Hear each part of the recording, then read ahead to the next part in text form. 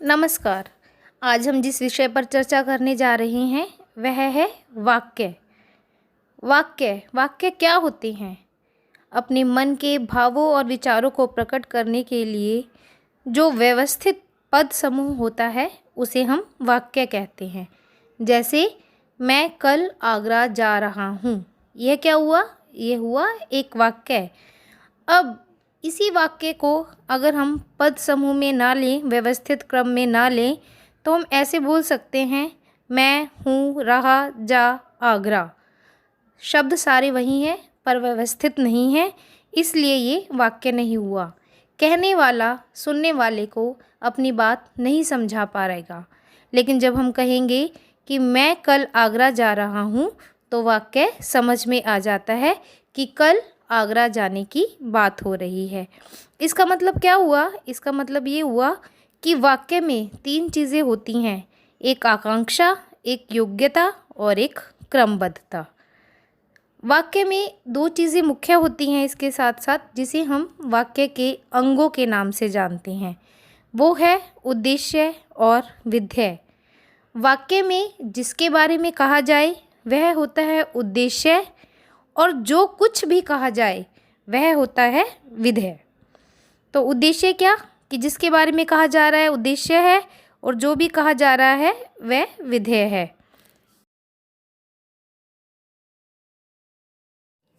वाक्य का वर्गीकरण 2 आधारों पर होता है, मतलब वाक्य को 2 आधारों पर बांटा गया है। पहला है अर्थ के आधार पर, जिसमें 8 भेद हैं, और दूसरा है रचना के आधार पर, जिसके 3 भेद हैं। अब रचना के आधार पर 3 भेद हैं, आप इसे कैसे याद रख सकते हैं? रचना में कितने वर्ण आए हैं? 3, र, च, ना। इसी आधार पर इसके कितने भेद हो गए? 3 भेद हो गए। अब इसमें कौन कौन से भेद हैं? सरल, संयुक्त और मिश्र वाक्य। लेकिन हमारा जो विषय है वो है अर्थ के आधार पर। तो अर्थ के आधार पर वाक्य के 8 भेद हैं, जिसे हम पढ़ते हैं। इसके 8 भेद कौन कौन से हैं? पहला है विधानार्थक वाक्य, दूसरा निषेधार्थक वाक्य, थर्ड आज्ञार्थक वाक्य, फोर्थ प्रश्नार्थक वाक्य, पांचवा इच्छार्थक वाक्य, छठा संदेहार्थक वाक्य, सातवां संकेतार्थक वाक्य और आठवां विस्मयादि बोधक वाक्य। इन वाक्यों को अब हम एक एक करके पढ़ेंगे, आप ध्यान से सुनें। जैसा कि मैंने आपको अभी बताया कि अर्थ के आधार पर वाक्य के 8 भेद हैं। अब हम इसे पढ़ेंगे। पहले 4 भेदों को पढ़ते हैं, जिससे आपको वाक्य आसानी से समझ आ जाएंगे। पहला है प्रश्नवाचक वाक्य, दूसरा निषेधवाचक वाक्य, तीसरा विस्मयादि बोधक वाक्य और चौथा संदेहवाचक वाक्य। पहला प्रश्नवाचक वाक्य। प्रश्नवाचक वाक्य, देखो इसके नाम को ही ध्यान से सुनो। प्रश्नवाचक वाक्य, ऐसा वाक्य जिसमें प्रश्न आए उसे हम प्रश्नवाचक वाक्य कहते हैं। और इसकी पहचान भी देखो, जब भी ये वाक्य खत्म होगा उसके अंत में प्रश्नवाचक चिन्ह लगा होगा। तुम कहाँ गए थे? कहाँ क्या है? प्रश्न, कि तुम गए थे, लेकिन कहाँ गए थे? दूसरा, आप क्या खाना पसंद करोगे? आपको खाना तो खिलाना है, लेकिन आप खाने में पसंद क्या करोगे? खाना क्या पसंद करोगे? आप क्या खाना पसंद करेंगे? देखिए दोनों वाक्यों को ध्यान से, कहाँ और क्या, ये क्या है? प्रश्न का सूचक है, और वाक्य के अंत में प्रश्नवाचक चिन्ह लगा हुआ है। चलिए और उदाहरण देखते हैं प्रश्नवाचक वाक्य के। रोहन के पास कितने रुपए हैं? कितने, ये क्या है? प्रश्न, और अंत में प्रश्नवाचक चिन्ह। सचिन तेंदुलकर का जन्म कब हुआ था? सचिन तेंदुलकर का जन्म कब हुआ था? तो क्या आ गया? कहाँ, क्या, कितने और कब, ये सब क्या है? प्रश्न है। तो इनसे संबंधित वाक्य भी क्या हो गया? प्रश्नवाचक वाक्य। प्रश्नवाचक के बाद है निषेधवाचक वाक्य। निषेधवाचक वाक्य को हम नकारात्मक वाक्य भी कहते हैं, जिसे इंग्लिश में नेगेटिव सेंटेंस कहते हैं। अब नेगेटिव, नकारात्मक, निषेध यानी मना है, जो नहीं है, नकारात्मक जिसमें नहीं है। तो निषेधवाचक या नकारात्मक वाक्य क्या हो गया? जिसमें नहीं आए, वो सारे वाक्य नकारात्मक वाक्य हैं। जैसे राम नहीं पढ़ता है, राम नहीं पढ़ता। मुकेश विद्यालय नहीं जाएगा। इस निषेधात्मक या नकारात्मक वाक्य को समझने के लिए हम कुछ और उदाहरण लेते हैं। रात में बिजली नहीं रहती। बिजली कब नहीं रहती? रात में नहीं रहती। तो रात में बिजली नहीं रहती, नहीं है रात को बिजली, नकारात्मक वाक्य है। उसने मुझसे बात तक नहीं की। उसने मुझसे बात तक नहीं की, तो क्या हो गया? नहीं। ये सारे क्या हो गए? नकारात्मक या निषेधात्मक वाक्य। नकारात्मक वाक्य के बाद तीसरा वाक्य है विस्मयादि बोधक वाक्य। विस्मयादि, विस्मयादि यानी विस्मय, जिसमें हमें विस्मय होए। विस्मय क्या होता है? आश्चर्य और हैरानी। तो किसी भी चीज़ के लिए जब हमें हैरानी होती है, कोई आश्चर्य होता है, वहाँ पर विस्मयादि बोधक वाक्य होता है। और इसकी पहचान क्या है? इसमें एक विस्मयादि चिन्ह का प्रयोग होता है। विस्मयादि चिन्ह क्या होता है? पूर्ण विराम के नीचे एक बिंदी होती है, उसे हम विस्मयादि चिन्ह कहते हैं। उदाहरण देखो, वाह कितना सुंदर फूल है। अब वाह के बाद क्या लगा हुआ है? विस्मयादि बोधक चिन्ह लगा हुआ है। वाह कितना सुंदर फूल है। अब देखो इसमें कितना आ गया, इसको प्रश्नवाचक में नहीं लेना है। प्रश्नवाचक में भी कहते हैं कितना, कितना काम बचा है या क्या, ये सारे प्रश्न हैं। लेकिन इससे पहले क्या हुआ? इसमें विस्मयादि बोधक चिन्ह लगा हुआ है, वाह कितना सुंदर फूल है। तो ये कौन सा हो गया वाक्य? विस्मयादि बोधक। अगला उदाहरण, अरे ऐसा काम नहीं करते। अगला, हाय मैं मर गया। ओह यह जानकर बहुत दुख हुआ। ओह, ओह यह जानकर बहुत दुख हुआ, क्या है इसमें? आश्चर्य है। हाय मैं मर गया, क्या है इसमें? इसमें भी आश्चर्य है। अरे ऐसा नहीं करते, वह कितना सुंदर फूल है। सब में क्या है? आश्चर्य है, हैरानी है, तो और साथ ही साथ विस्मयादि बोधक चिन्ह भी लगा हुआ है। तो ये कौन सा वाक्य हो गया? विस्मयादि बोधक वाक्य। अगला वाक्य आ गया, चौथा वाक्य, संदेहवाचक वाक्य। देखो हर चीज़ नाम से बता रही है। प्रश्नवाचक ने बताया कि प्रश्न है, निषेधवाचक ने बताया कि उसमें नहीं है, निषेध है किसी चीज़ का। विस्मयादि बोधक ने बताया विस्मय है, हैरानी है, आश्चर्य है। और संदेहवाचक वाक्य भी अपने नाम से स्पष्ट हो रहा है कि इसमें संदेह है, शंका है। अर्थात कहने वाला जो वाक्य कह रहा है उसे भी उसमें शंका है कि यह वाक्य होगा, ये बात जो मैं कह रहा हूँ यह होगा या नहीं होगा। इसे कुछ उदाहरणों से हम समझते हैं। जैसे शायद वह आएगा। जब इस वाक्य को लिख देंगे वह आ गया तो निश्चय हो गया कि वह आएगा ही आएगा। लेकिन जैसे ही हमने लिखा शायद वह आएगा तो वो आ भी सकता है और नहीं भी आ सकता, संदेह है ना उसके आने में। शायद वह आएगा। संभव है आज धूप निकले। धूप निकल भी सकती है और नहीं भी निकल सकती, संभावना है धूप निकलने की। वह घर से निकल चुका होगा। अब इसमें भी क्या है? इसमें संदेह है। लग रहा है ऐसा कि शायद वह घर से निकल चुका होगा, पर निकला है या नहीं वो तो जब वो टाइम से यहाँ पहुँचेगा या किसी भी जानकारी के द्वारा ही पता चलेगा, तभी पता चल पाएगा। अभी संदेह है कि वह घर से निकल चुका होगा, ऐसा मान रहे हैं, पर वो घर से निकला है या नहीं ये उसे ही पता है। आज वर्षा हो सकती है। संभावना है कि आज वर्षा हो जाए, हो भी सकती है और नहीं भी हो सकती। तो चारों के चारों वाक्यों को ध्यान से देखिए कि शायद वह आएगा, संभव है आज धूप निकले, या वह घर से निकल चुका होगा, या आज वर्षा हो सकती है। इन सब में क्या है? इन सब में संदेह है, हो भी सकता है और नहीं भी, इसीलिए ये संदेहवाचक वाक्य है। अब आपने इन चारों वाक्यों के उदाहरण देखे। मुझे पूरी आशा है कि आपको इन उदाहरणों के द्वारा ये वाक्य समझ आ जाएंगे। अब आपको किसी भी परिभाषा को याद करने की कोई ज़रूरत नहीं है। आप इन उदाहरणों द्वारा जो समझे हैं उससे ही इसकी परिभाषाएं लिख सकते हैं। तो परिभाषाएं देखिए। प्रश्नवाचक वाक्य की क्या परिभाषा होगी? यदि वाक्य में कोई प्रश्न किया जाए तो वह प्रश्नवाचक वाक्य कहलाता है। जैसे आपको क्या चाहिए। अब क्या है? क्या प्रश्न का सूचक है और वाक्य के अंत में प्रश्नवाचक चिन्ह भी लगा है। इसको हम कुछ उदाहरणों द्वारा या कुछ शब्दों द्वारा भी समझ सकते हैं। उदाहरण तो मैंने आपको समझा दिए, कुछ शब्दों को ध्यान से सुने जिससे आपको बिल्कुल स्पष्ट हो जाएगा कि वाक्य प्रश्नवाचक वाक्य ही है। एक तो पहली पहचान कि वाक्य के अंत में प्रश्नवाचक चिन्ह लगा होगा, और कुछ ऐसे शब्द होंगे जिनसे आपको पता चल जाएगा कि ये प्रश्न है। वो शब्द कौन कौन से हैं? क्या, कौन, कहाँ, कैसे, कब, क्यों, किस लिए आदि। तो जहाँ पर भी ऐसे शब्द आए ये 7-8 कि क्या, कौन, कहाँ, कब, कैसे, क्यों, किस लिए, कितना, ये सब क्या है? ये सब प्रश्नवाचक वाक्य के ही निशान है, संकेत है, और अंत में प्रश्नवाचक चिन्ह अवश्य ही लगा होगा। दूसरा वाक्य निषेधवाचक या नकारात्मक वाक्य है। इसकी परिभाषा हम कैसे लिखेंगे? हमने कहा था ना कि जहाँ पर न आए वो सारे नकारात्मक वाक्य हैं। इसकी परिभाषा फिर क्या हुई? अपने शब्दों में बताओ। यदि वाक्य में कार्य के ना होने या ना करने का हमें बोध होता है, हमें पता चलता है, तो उसे हम निषेधवाचक वाक्य कहते हैं। जैसे वह घर नहीं जाएगा, वो घर नहीं जाएगा।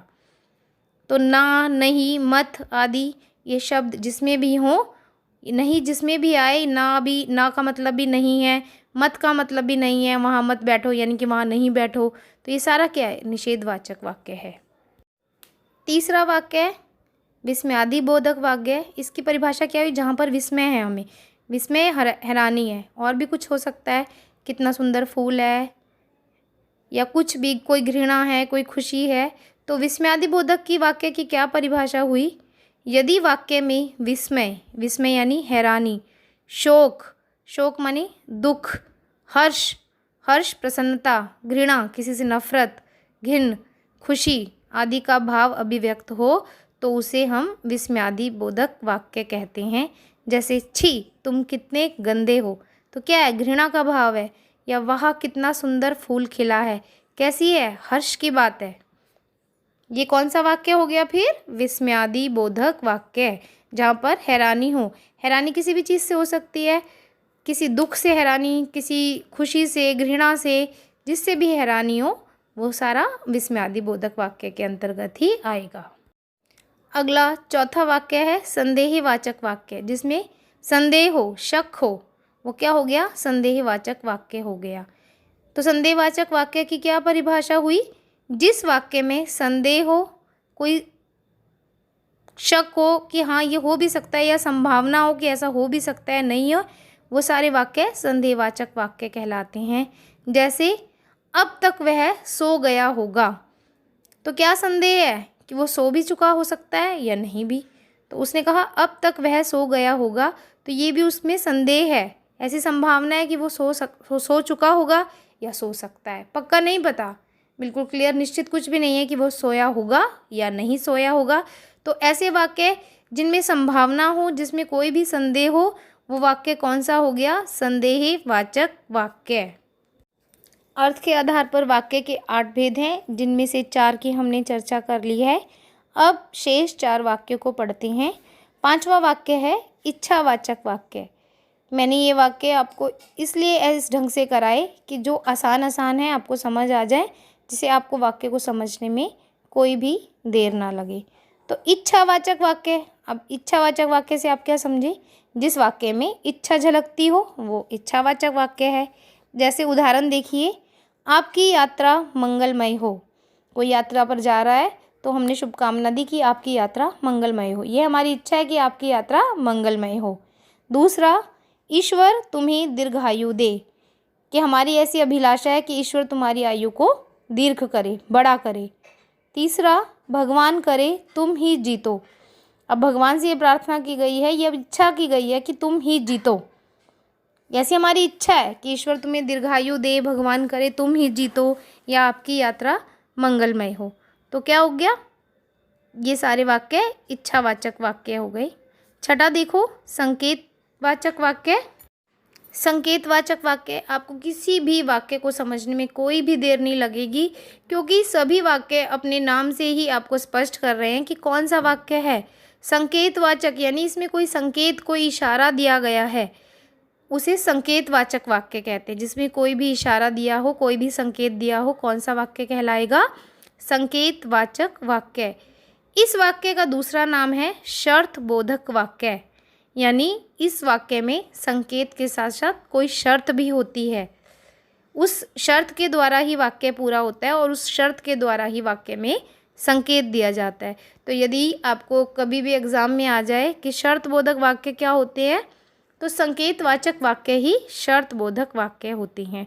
अब संकेत या शर्त कैसे, उदाहरण के द्वारा समझो, आपको क्लियर हो जाएगा। फिर आपको किसी भी परिभाषा को याद करने की ज़रूरत नहीं है। आपको जो भी समझ आया है उस समझ के अनुसार आप स्वयं परिभाषा बनाने के योग्य आ जाएंगे। कोई भी रट्टाफिकेशन में किसी भी टॉपिक में नहीं चाहती हूँ। आप जो भी बताया जा रहा है उसके अर्थ को समझें।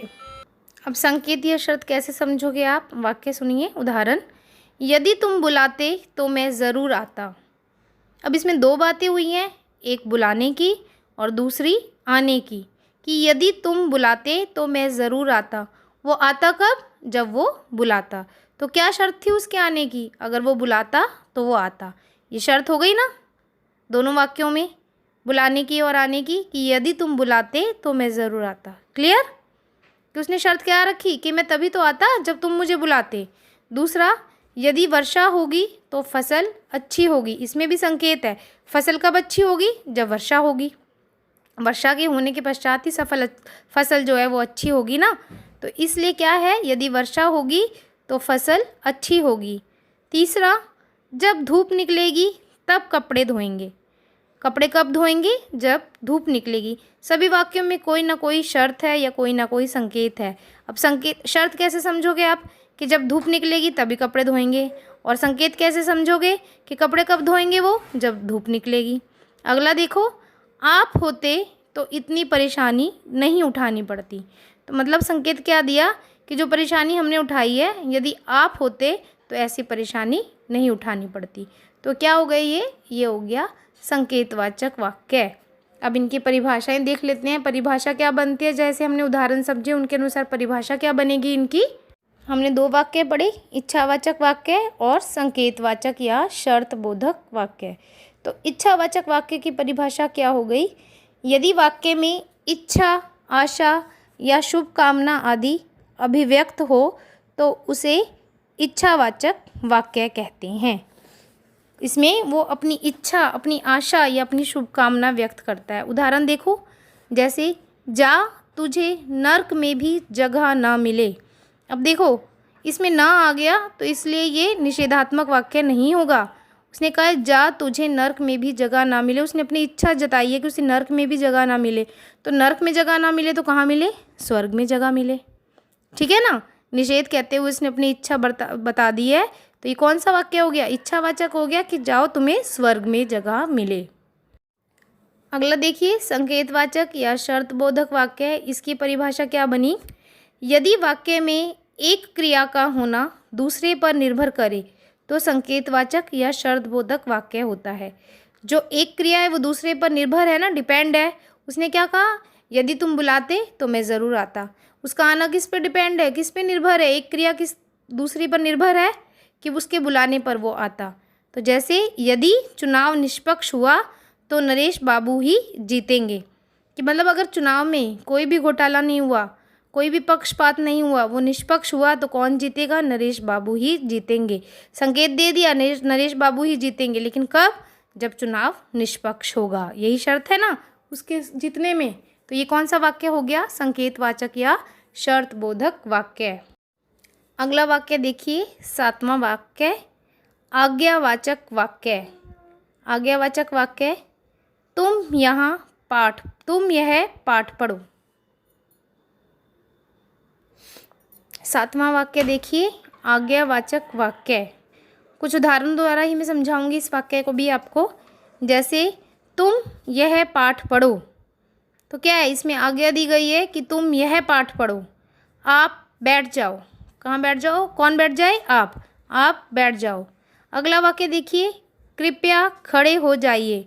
इस वाक्य को ध्यान से देखिए, ऊपर दो उदाहरण दे रखे हैं, क्या उनमें और इसमें कोई फ़र्क है? जी हाँ, बिल्कुल फ़र्क है। पहले और दूसरे वाक्य में आज्ञा दी गई है कि तुम यह पाठ पढ़ो और आप बैठ जाओ, पर तीसरा वाक्य कृपया खड़े हो जाइए और चौथा कृपया शांत रहें। इसमें क्या है, इसमें प्रार्थना या निवेदन किया गया है कि आप खड़े हो जाइए या आप शांत रहें।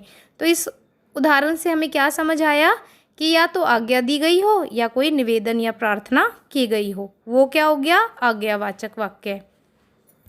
तो आज्ञावाचक वाक्य की क्या परिभाषा हुई? परिभाषा हुई, जिस वाक्य में किसी को आज्ञा या आदेश दिया गया हो अथवा निवेदन या प्रार्थना की गई हो, वह आज्ञावाचक वाक्य कहलाता है। 8वां और अंतिम वाक्य विधानवाचक वाक्य।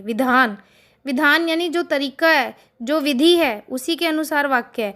यानी कि जो स्वभाव है, जो नेचुरल है या जो प्राकृतिक है या जो यूनिवर्सल सार्वभौमिक सत्य है, वो क्या हो गया? विधानवाचक वाक्य हो गया। देखो कैसे, उदाहरण देखो। चीनी मीठी होती है। चीनी का स्वभाव क्या है? वो मीठी ही होती है। तो क्या है ये? सीधा वाक्य है, चीनी मीठी होती है, या उसका स्वभाव भी है कि चीनी मीठी ही होती है। रोहन पुस्तक पढ़ता है। बिल्कुल सरल वाक्य है ये। जो सरल वाक्य है वो विधानवाचक वाक्य ही है कि रोहन पुस्तक पढ़ता है। कौन सी पढ़ता है, कब पढ़ता है, कैसे पढ़ता है, हिंदी की है, इंग्लिश की है, मीडियम कौन सा है, कुछ नहीं, ज़्यादा बड़ी है या छोटी है, ऐसा कुछ भी नहीं। रोहन पुस्तक पढ़ता है। और पुस्तक भी कौन सी पढ़ता है?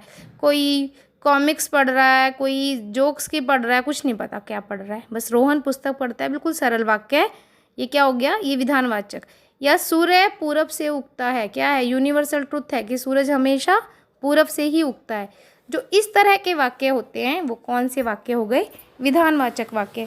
या आप ऐसा भी कह सकते हैं कि ऐसे वाक्य जिनमें अन्य 7 वाक्यों में से कुछ भी मिलता जुलता ना दिखाई दे, जो अलग हो, सरल हो या यूनिवर्सल ट्रुथ से संबंधित हो, वो कौन सा वाक्य हो गया? विधानवाचक वाक्य। तो विधानवाचक वाक्य की क्या परिभाषा हो गई?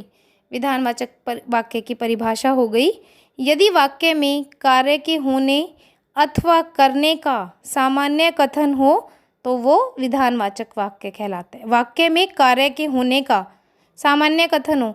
रोहन पुस्तक पढ़ता है, क्या है? सामान्य कथन है।